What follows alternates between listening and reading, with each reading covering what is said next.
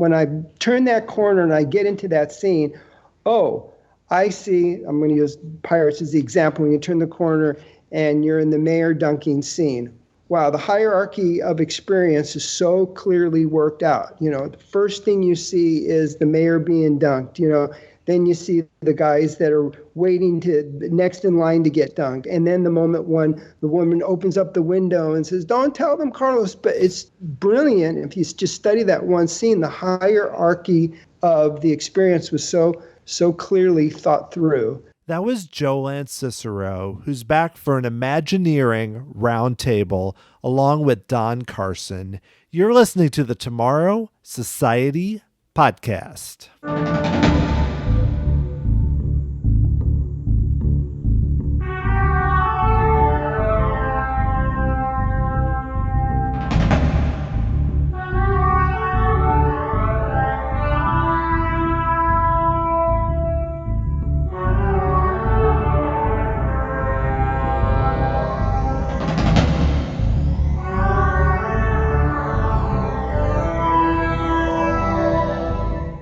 Thanks so much for joining me here on episode 99 of the Tomorrow Society podcast. I am your host, Dan Heaton. Thanks again for sticking with the show, and I hope all of you are healthy and safe. It's a crazy time. I just have to keep thinking that if all of us do what we can, stay home, take the virus seriously, that ultimately things will start to at least approach getting back to normal. I know it's going to be a really long time and things probably won't ever be the same. I just hope you're all doing okay out there. I know it's a really difficult time. I'm just going to keep putting out podcasts as much as I can. It's helpful for me to connect with really cool guests and have these conversations, and I love bringing them to you, and that's definitely the case this week. And I have to give credit to the idea for this show to Don Carson. I spoke with Don in December. That show came out in January.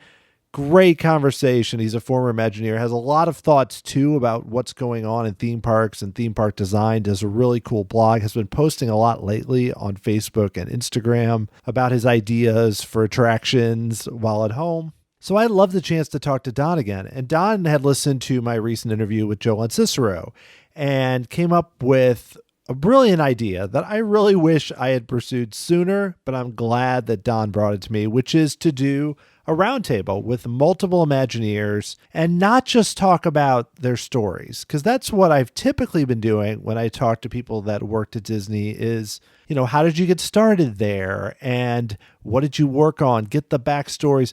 How did you get into theme parks? Kind of those kinds of questions that you would typically ask in an interview show as you're getting to know someone who played a key role in some way at Disney and other theme parks. I've talked to Joe twice. I've talked to Don. So there's a lot more beyond that. And some of my favorite questions when I've talked to Imagineers come near the end, where I might ask a more open-ended question like, what does it mean to you to have worked on these attractions? Or what was your favorite project you worked on? Or how has technology changed in the industry? So many things like that have led to some of my favorite answers and really blown open the conversation near the end of the shows. So that's pretty much what we're doing the whole time during this podcast. And we were able to get Joe Lanzisero to come on again, along with Don Carson. Both of them have worked together and know each other. And I think what made that click is that instead of just me asking a question and getting an answer, they're bouncing ideas off each other during the conversation. And that's what made it really work for me. At some point, I just sat back and listened to them talk, and it was fascinating to kind of spend a little bit of time hearing their thoughts on certain attractions that have been in the parks for a while, that are newer, talking about IP at the parks, the technology, so many interesting issues. So I'm really excited for you to hear this show. I did want to mention that with three of us recording, and I think the internet is just getting weighted down a bit, there are a few spots where the audio jumps a bit. I did my best to try and make it less jarring, but if you notice that, I apologize for that. But I feel like the quality of the podcast and interview is still really high. There's just a few moments where I hated to lose a little bit about what Joe or Don were saying, but I think the overall discussion was still great. So let's dive right into it.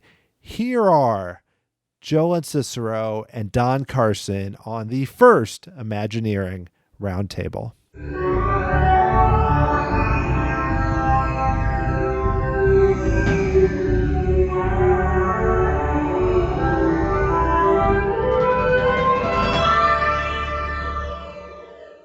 I am thrilled to be speaking with two former Imagineers who are here to talk about a variety of topics on theme park design during this Imagineering Roundtable. First of all, I have a guest who joined Walt Disney Imagineering in 1989. He was the lead show designer for Splash Mountain at Walt Disney World. Other projects, Mickey's Toontown, Typhoon Lagoon. He did parts of California Adventure, worked on so many interesting projects beyond Disney. He's also worked in the gaming industry on virtual environments, many other projects as a freelance designer. It is Don Carson. Don, thank you for returning to the podcast. Hi, Dan. Thanks for having me. This is going to be fun.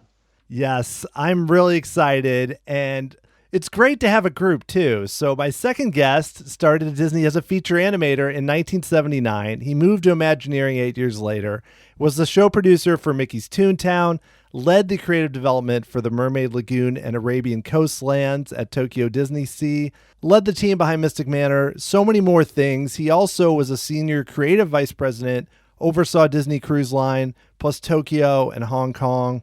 It's Joe Lanzisero. Joe, thanks for coming back for a third time on the podcast. I'm so excited. The third time's the charm, they say. Well, this is really fun because I think this will give us a chance to, both of you have talked with me about your backgrounds and your stories. And I love the idea of kind of digging more into the world of theme parks and design. And I think it's going to be really fun. But first, I want to start with just a little more about you and your interests. So I'll start with Don. So what is it about theme parks that really drew you to work in this industry initially? I've always loved the idea of touchable theater, things that you can actually immerse yourself into. And whether it's doing theme park stuff or theater stuff or virtual world stuff, it's all about surrounding yourself within a story and getting to participate in it. Theme parks allow you to actually interact and touch and also share the experience with other people. So sitting in a boat next to your family and Pirates of the Caribbean is an experience you just don't get to have every day. So being able to be part of that in any way is great. And then also being able to work with such amazing creative people like I've been able to do all these years is just, it's a pinch-worthy job. Yeah, Joe, I would also love to hear your story because I think for me, it's interesting because I feel like everyone kind of is drawn in a bit different way, but also has that kind of pinch-worthy feeling too, even though they come at it from a different point of view.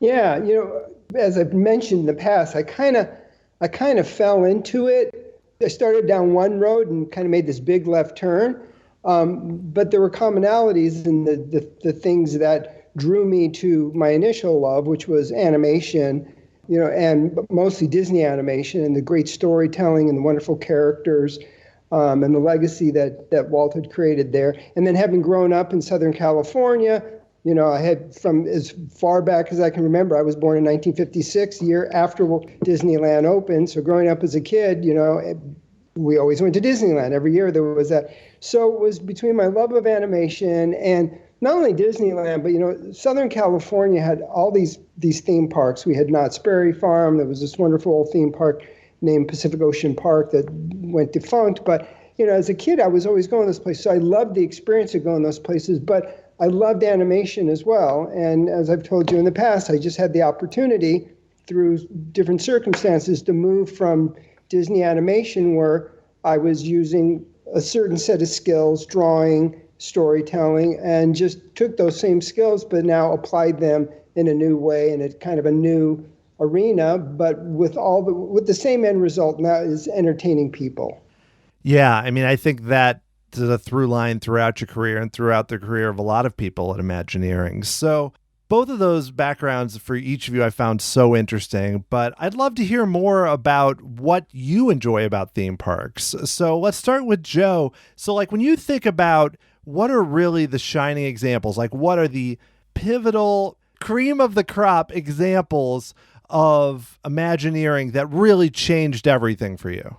I'm going to go way back to Disneyland 1955. So the park itself was a game changer. But there was one attraction that was incredibly magical on opening day and is still magical to this day, and it's Peter Pan. And Peter Pan, you get to fly over London. You get to fly over Neverland. They took you and completely immersed you in a little mini story. I mean, it hit all the key story points from the film. And whether you know that film or not today, it's still magical. You are flying through the sky. You get to look down on these magical landscapes. To me, that changed everything. I agree with that. Definitely, Peter Pan is really high on my list. I, of course, would also go with Pirates of the Caribbean and the Haunted Mansion as sort of the quintessential bar by which all other attractions are based. Pirates in the Caribbean, and yet my car used to be parked only like yards away from where I was physically. The idea that I could be in Anaheim and completely transported into this completely immersive world. And then I have a long relationship with the Haunted Mansion because when I was very young, I was completely, utterly terrified of it. My first couple of trips through it was under a raincoat, and I got to the point where I became really quite phobic about going to Disneyland because I knew that I was going to be asked to ride a Haunted Mansion, which scared the bejesus out of me. And so I decided to take the scientist approach, and I decided to try to just figure out how all the effects were done. And so we were supposed to go the next year. It ended up being 2 years. So it was 2 years of thinking about how all the ghosts were done. And so when I finally wrote it bravely and was able to see it from that perspective, the behind the scenes eyes, I also noticed this tremendous amount of attention to detail, the pattern or doorknob or grate over the door that hadn't been thought about, that hadn't been there to support the experience of what was happening inside the Haunted Mansion. I survived that trip, and then I walked outside of the Haunted Mansion and realized that same attention to detail, that lavish sense of design, was applied to every single surface in the park. And I'd say that at that point, I was hooked. I didn't at that point know that it was a job you could have and get paid for, but I knew that whatever I did in my life, it was going to be doing that kind of work. Don, you mentioned something I think is kind of an underlying appeal of the parks that maybe people don't think about so much. And there's a couple things there. One is this idea of rite of passage and the idea of meeting your fears, which I think is also part of the rite of passage. I think all of us remember that time when they were finally old enough to ride Space Mountain or Big Thunder. And it was the same thing. I remember waiting in line and my heart pounding in my throat and getting on the ride vehicle. And this incredible sense of relief and victory. Achievement. I met my fears. Mm-hmm. And I think that has an amazing and incredible effect on people. John Hench always talked about that, that one of our deepest, instinctual fears is death, and these things kind of set up this idea that I could die, on this thing, but you're never really going to. But the fact that you met your fears and you came out the other side victorious. And that I think that happens in a lot of places. Your fear was the fear of the Haunted Mansion. Mine was the fear of the coaster. But it also had to do with that rite of passage, getting to that age where you were finally able to, either you were tall enough, old enough, brave enough to do it and meet that fear and come out the other end victorious.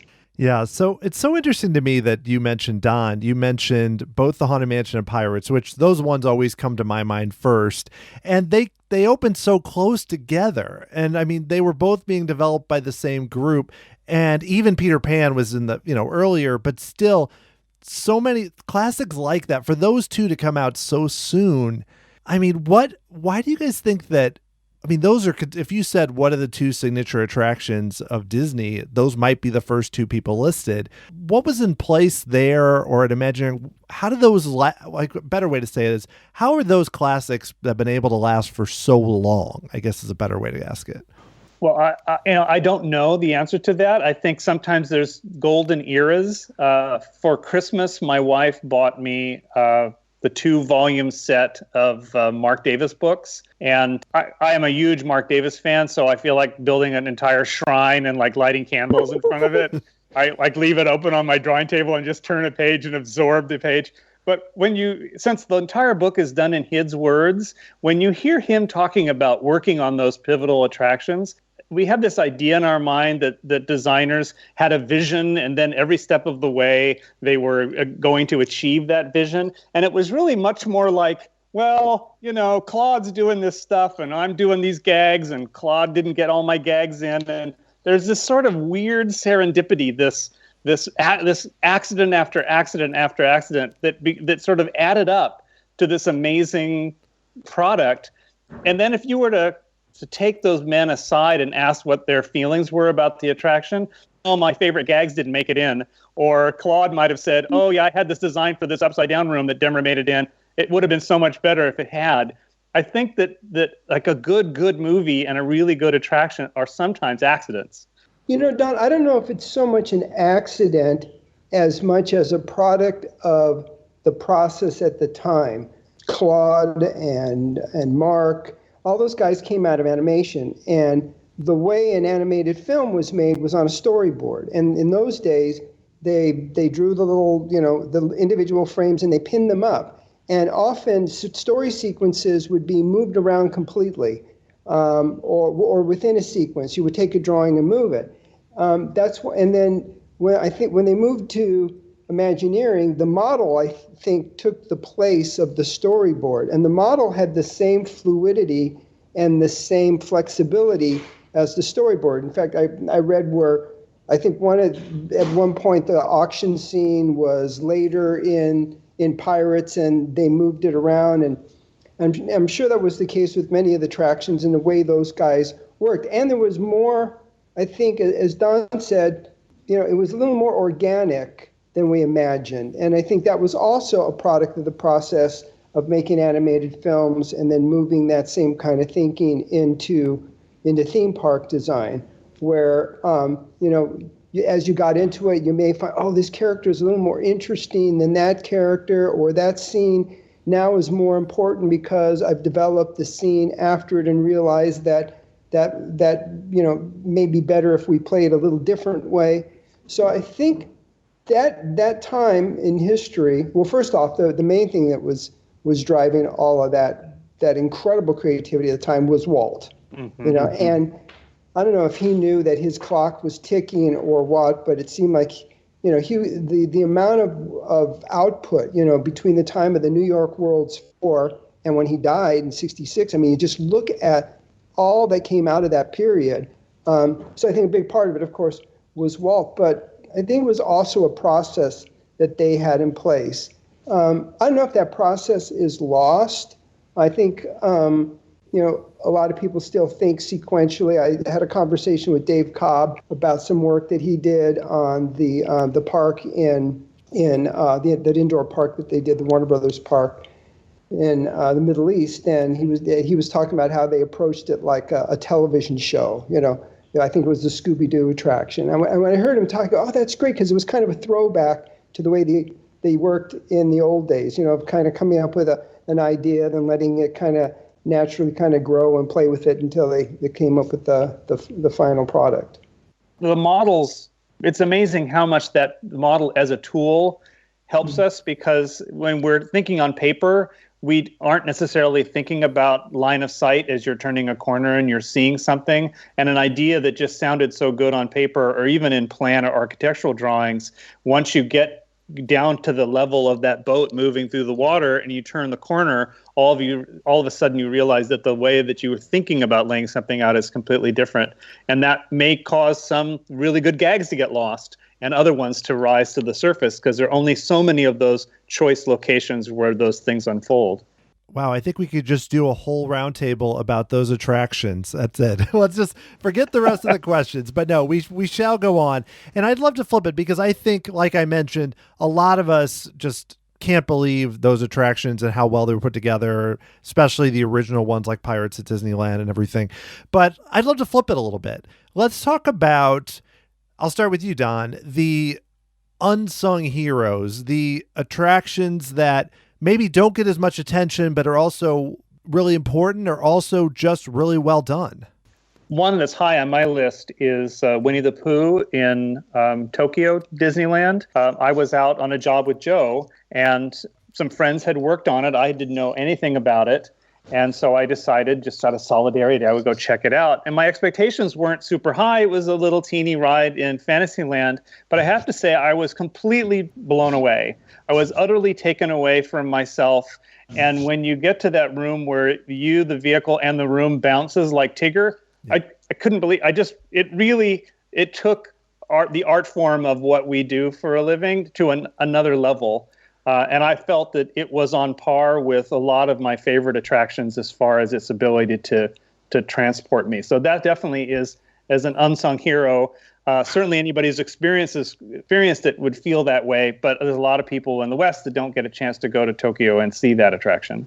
I kind of have a crazy one. Not crazy, but maybe not one you would expect. But it's the Rivers of America.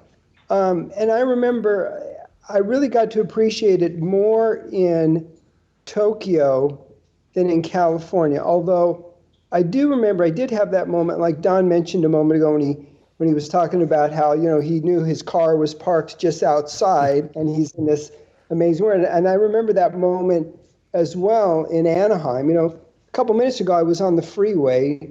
Next moment, and this was back when they had I was a very small child, they had a little Indian encampment there. And I'm sitting there, watching these Indians dance, next to a teepee, and across the way is the Columbia going by, and there's the canoes also going by. And there's this moment where it's like I am completely immersed in another world. I think Tokyo, they actually have even a higher appreciation for that because they live in this incredibly gray, dense metropolitan city, and even more so, you get off the freeway there after being in big gray Tokyo, and you walk out into Frontierland, and there's the Mark Twain waiting to take you on this trip out into the country, this American West that was recreated, out of landfill, Tokyo. So to me, I think it's those kinds of things. We often think about the bigger, like the Spider-Mans and the Don mentioned Pirates of the Caribbean and those, and I think those are all important. But I don't think we should discount. That is really deep environmental storytelling, and how all those elements worked together. Like lose yourself in that place kind of moment. Those are great answers. I think especially Disneyland with having the Columbia and the Mark Twain, when they're both operating, especially being on the Columbia for some reason, because they don't have that in Florida. I just remember being there and thinking, like you said, wow. And just somehow the way it's all put together in Disneyland, because I feel like the river is such a central part of Frontierland, even more than in Florida. It's right there, and they have Fantasmic, and there's so much there. And it's great to hear that in Tokyo that's so popular. And I want to ask you, Joe, I know you're very closely involved with Tokyo, and I think the most common thing that I hear from fans of Disney that go to the parks in the U.S. a lot is always looking to Tokyo and going, oh, just like with Pooh or with Monsters, the Monsters Inc. ride they have there, and Disney Sea and all of that, and so much. I mean, having done both, with Tokyo, what is it? Beyond just the Oriental Land Company, what is it about? You mentioned just the interest of guests and everything that makes those parks so special and almost drives people to just create such amazing things there. I know. I think I might have mentioned this last time we spoke, or one of the has to do with the culture, the Japanese culture. They were an island nation, so they spent centuries looking inward, and they go deep into things like, the tea ceremony and Ikebana, and, many of their arts are, very, very deeply considered experiences. And because that, I think, if they quickly picked up on this Disney experience as having, it wasn't just an amusement park where you went and you rode a carousel, you went on a roller coaster, you went into a story. And as Don was talking earlier, everything was considered, the level of detail was considered. And this is a culture that is considerate and appreciative of that. And I think, as I mentioned, I think OLC understood that and always pushed us to do the best we could and create something that had the highest level of consideration on all levels. The storytelling, the finishes, the amount of detail we thought about in everything. I think that's why pinnacle of incredible theme park design, because they went so deep into the backstories. It seemed like every detail in that park has some consideration of a story or some design consideration in it. I think if there is a Western equivalent to that experience and that depth of storytelling, it is the Diagon Alley and Hogsmeade in the Universal Parks. There are so many examples as sort of veterans of designing within the rules of how a theme park is and isn't supposed to be designed. It breaks so many of those rules, as far as like the retail spaces have small doors and they have doorknobs. I mean, that's just not something you do. The spaces, the place gets packed full of people, and those shops only hold maybe a dozen people. There's so many things that we've been told that you are not allowed to do as a designer. And then also the sheer amount of attention to detail. And it's not done in a fan servicey way. It's done in an utter placemaking way. And so anybody who's read those books and loves those books is utterly rewarded with every square inch of detail and inside joke. It's almost unbelievable that thing exists. I relish it. I could spend an entire day in there and still not be bored. There's just so much to look at. Well, Don, it works for people who haven't read the books and in some cases haven't seen the movies. I saw the first Harry Potter. I did not see the film that had Diagon Alley in it. I was still totally enamored. I was looking at it with a theme park designer's eye and was appreciating all those things that you mentioned, that, oh my God, how did they get away with all the level of detail and the use of color? I mean, there were so many. I think earlier when we were talking about, game changers, I think in terms of current history of theme park design, probably one of the biggest game changers on so many levels. For all the reasons. Really is. Yeah. That really leads well into the next question, which is really this is a big question, but how have the theme park industry and really design and what the two of you do, how has that changed over the years? So I think, Joe, I'd love for you to start and just what are some of the big changes you've seen? I think the biggest change has been the effect of IP on parks, and in a good and maybe negative way. I think there's pluses and minuses to now every park pretty much has to have some major IP that they use to, and for those of you who don't know what IP is, intellectual property, which means a Star Wars, a Harry Potter, something based on a movie, of Marvel, all the big name companies that both Disney and Universal have either bought or licensed, so they can bring those stories to life. And I think the good part about it is that people come to the park with an expectation, and in some ways they're pre-wired already. They've seen the film, they know the characters, they've heard the music, so it's almost immediately there's some level of satisfaction that they get out of the experience. You don't have to be a theme park designer like me to go into a Diagon Alley and be blown away. Even more so if you've read the books. If you saw the movie, you went in there and you saw that. And so I think that's the good part that's come out of it. The negative part is I think they depend too much on that. I think there are still great original stories that can and should be developed and told using all the same tools that you use to realize a great IP-driven attraction. And sometimes depending too much on the IP to hopefully drive the experience. I think the new, Galaxy's Edge certainly has its pluses and its minuses. I think part of the minuses is there was too much of a belief that everybody that came in there was a super Star Wars fan. And if you're not a super Star Wars fan, again, like myself, there are things that just were lost on me. and didn't have emotional connection. And I think for the experience to really resonate, and why Diagon Alley works and so many of the other things that we've been talking about, is because it has some emotional connection. You feel connected to that experience because of either great design, great storytelling, or the knowledge of the characters beforehand. So the danger of going too far into hoping the IP is going to create that emotional connection and assuming that everybody's a super fan, I think is a dangerous part of the current dependence on IP. Yeah, I would agree with that. I'd say that probably the last 15 years have been very high IP driven as far as the majority of projects I've worked on.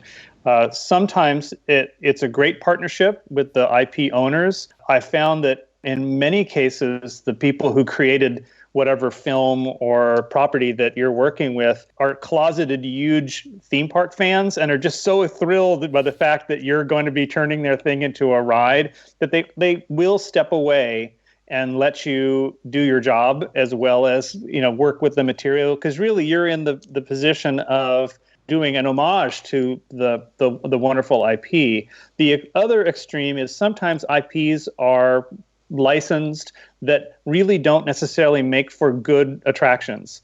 That, the film that really depends upon comedy and character-driven dialogue and not placemaking isn't necessarily the best choice for a dark ride or for an attraction. And there are those rare occasions, too, where the IP owner doesn't understand that. They understand the art of filmmaking. They understand that way of a gag production. And it can sometimes be a struggle to bring them back to the fact that let's create environments that people get to go into so that they feel like they're a part of it, and then surprise them with the opportunity interactable or that they can meet in person.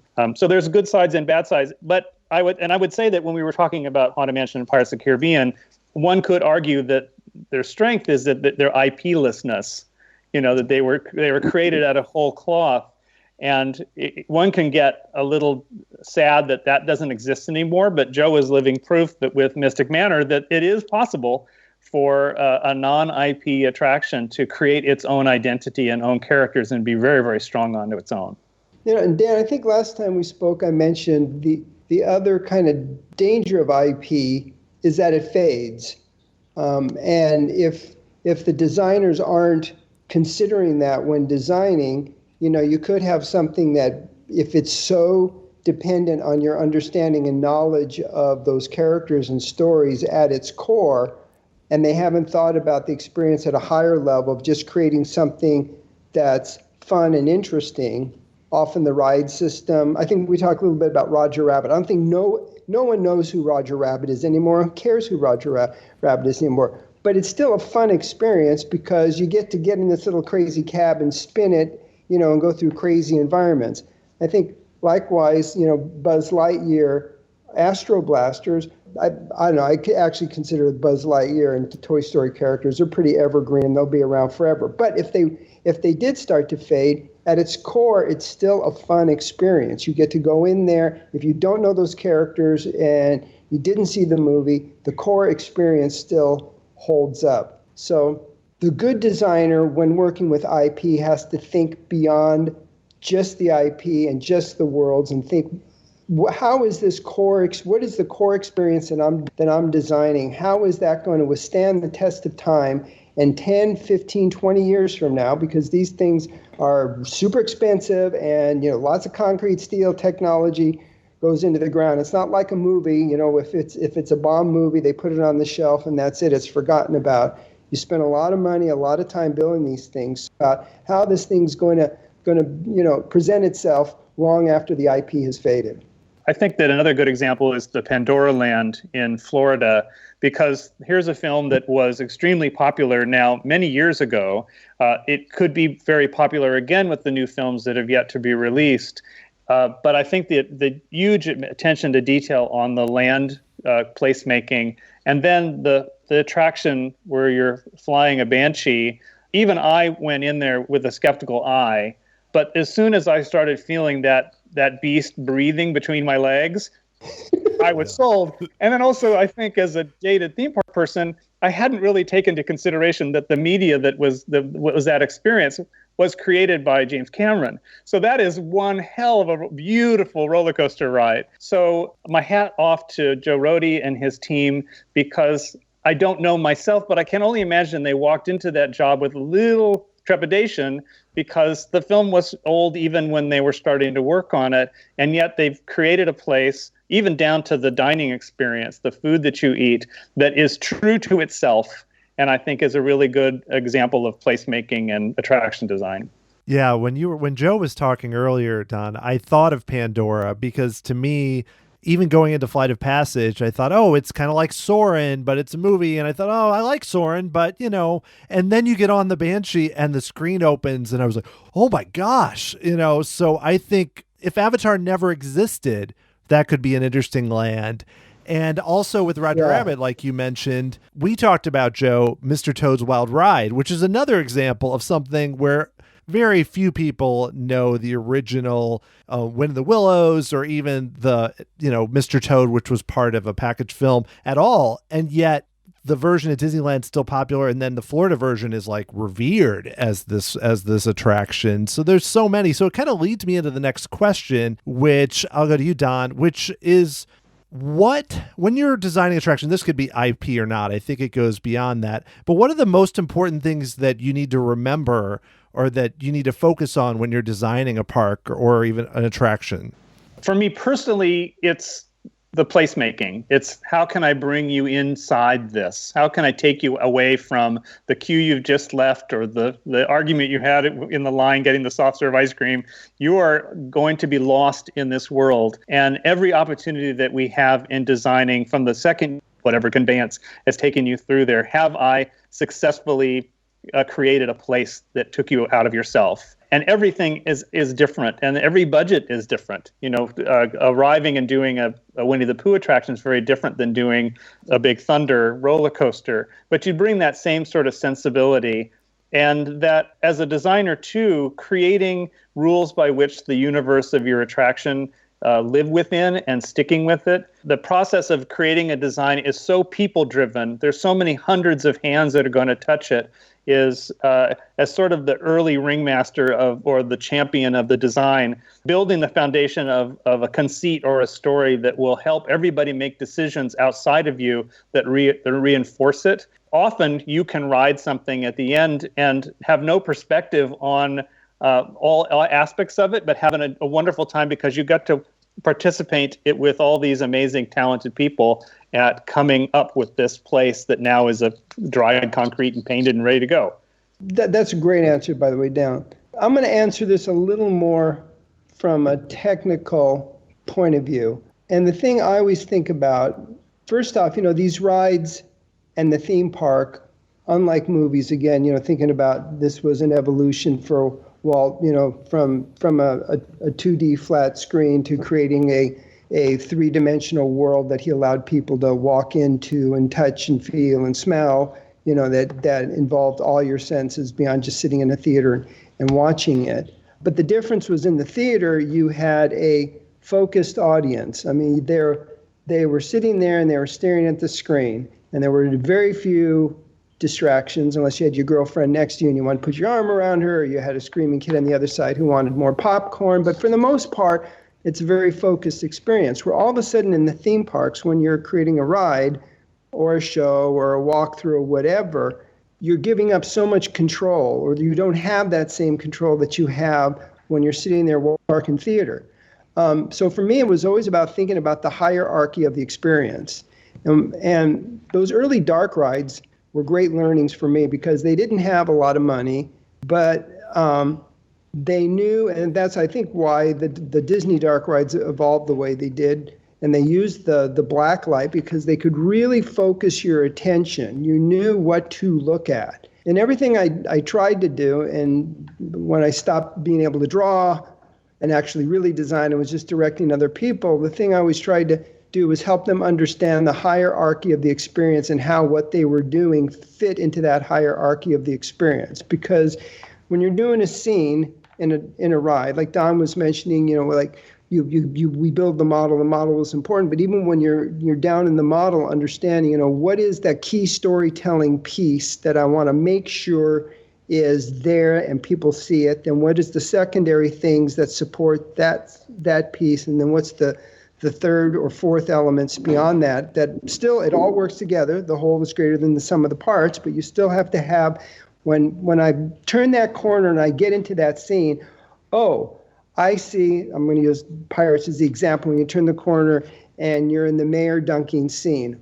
Wow, the hierarchy of experience is so clearly worked out. The first thing you see is the mayor being dunked.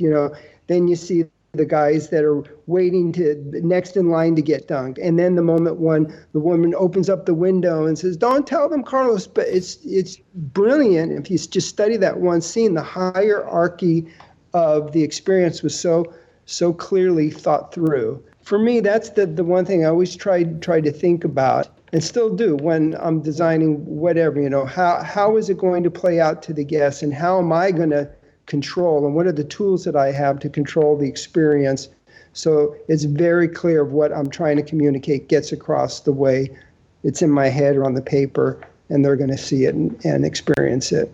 Joe is definitely a grand master of that. I think a lot of that comes from your animation background. One would say the same for Mark Davis.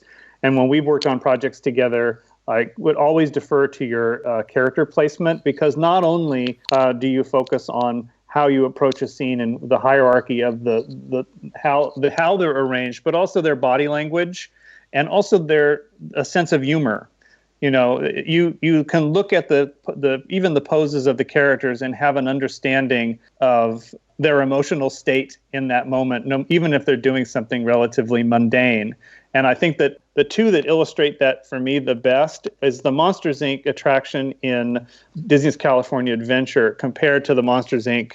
Attraction in Tokyo Disneyland, which you directed. If you sit on YouTube and watch those two attractions and specifically look at how the characters are posed, because one could look at both attractions and say, I see similar characters, I see they're all standing around and doing things, but the Tokyo one, there's a dynamic aspect to the way that they're posed, and I think it's because of that sensibility that Joe brings to a project, while the ones at Disney's California Adventure are certainly fun, but they seem to lack that hierarchy and that emotional connection in the way that they're positioned and posed. Thank you, Don. Checks in the mail. Okay. No, we were trained, I think, and I've said in the past, not to compare myself with Mark in any way, but if there were any lessons that I learned from him and that he brought to his work, I think it was that idea of being able to pose the character and stage the character, because it's two things. It's one, to find the right pose that is going to communicate the way that character is feeling, and then knowing how to stage it so that it works with the bigger environment as well. And he was the absolute master at that, and those were skills that we learned in animation, because you had 1/24th of a second to come up with a pose that was going to be able to communicate to the audience how that character was feeling. I did notice when in the Mark Davis book that if you thumb through the hundreds of pages, that many of his poses are, if they have an animation, it's a 1-2 animation. It's a 2-frame experience. One character looks up, the other one turns. And I think he understood the economy that he was having to work with. It's too easy to sometimes get a character that's flailing its arms around and gesturing, has a long bit of dialogue. But the most successful things are often ones that have very limited animation, or because budget is actually demanded, they have no animation. Maybe their eye moves. And it is possible to have that be a dynamic scene, despite the fact that it doesn't have a tremendous amount of functions in the character. Yeah, that's a brilliant example of just both of you talking back and forth. The things that I go through that scene, like you mentioned, Joe, with the dunking, and it just works. And even someone who thinks about it, I don't always, like, subconsciously it's all working in the way you describe, but easily we come through and they're like, wow, this just feels right. This just seems to fit together. And I think that's the case with a lot of the best attractions. So kind of on the flip side, Joe, You've mentioned already probably some of these, but what are some things that people don't think about, but that are really important to making a theme park attraction succeed? Oh, it's a long list. Roundtable unto itself. Mm-hmm. It's such a complicated art form. I think that's, if there's a big underlying takeaway from what Don and I have been talking about, I think it's that there's so many things that come into play. All the things Don was talking about thinking about the total environment that you're creating and how everything has to work to tell the story and how all the details have to work together. What I was talking about a moment ago about, having a visual hierarchy within the scenes or within the ride, so you understand, what the important things are and the not important things are. Finding those things that are going to create emotional connection, whether it's IP and, tapping into those trigger moments from a film or the music or whatever. The use of color and light is so important. Color has a huge effect on how people feel, and how you manipulate color and how you manipulate space, going from a big space to a small space to a medium space, from a cool room to a warm room. But it always should be in the service of the story, understanding what's the big story I'm trying to tell, what's the mood of the story, what's the feelings that are going to be key to people walking away from this and feeling satisfied, and then how do I take all those various tools that I just spoke about and use them in a way to service it.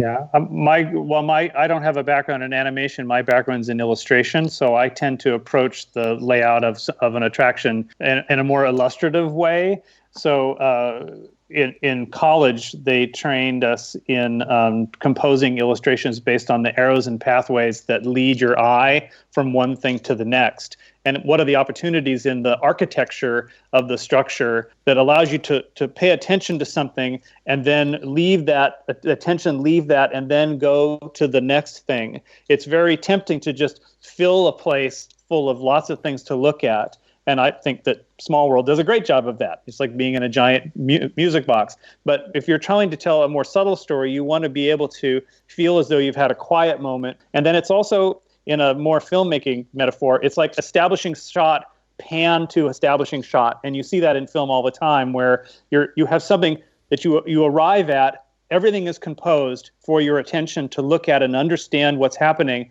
And then you get this sort of moment of blur as you move to the next establishing shot, and then you have a sense of arrival. It's kind of the thing that you hear photographers say. They all of a sudden know when all the pieces have come together and that perfect picture has happened. In some ways, in designing an attraction, you're linking perfect moments together so that it creates a story that then is populated by those characters that are in poses.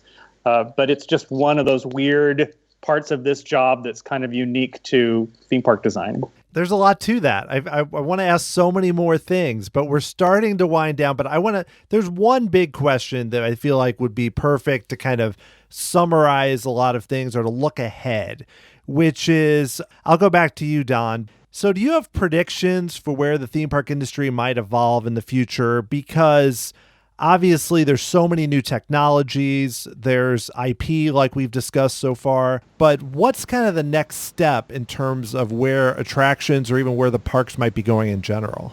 I don't know. I think that every day we end up with a new normal. I think that in the end, no matter what technology we're using, whether we're leaning more virtual, whether we're doing more projection mapping, that we'll be successful when the experience is a shared one. It's the thing that you can't necessarily currently have in other forms of entertainment, when you're sitting next to shoulder with your friends and family and getting to experience and get wet and hear things and be surprised and laugh because you're a little scared that you might be killed. That will be consistent. But I think technologically, we really can't say what the next thing will bring. I just hope that we'll be using the same tools of storytelling to do whatever those new technologies allow us to do. Yeah, I'll just pick up on that and start by using a quote that Marty always used of Walt. And he said, Walt had 1 foot in the past and 1 foot in the future.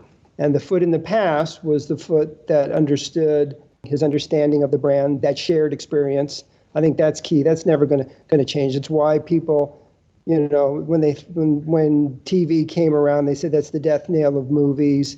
No, it wasn't, because people are always going to want to go out, and I think that's probably one of the biggest tragedies and biggest pain that we're currently going through right now. I think it just shows what social creatures we are and how important that shared experience it is, and we're being kind of robbed of that at the moment. But so that I think is always going to drive the business. People are always going to want to be together. They're going to want to share the experience together.